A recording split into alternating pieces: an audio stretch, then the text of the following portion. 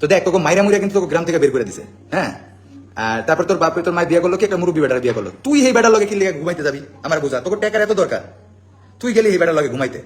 হিজলার বাচ্চা হিজলা, তোর মতো বুঝ কি আমি আমার লাইফে দেখি নাই, বুঝছস? তুই কি করস?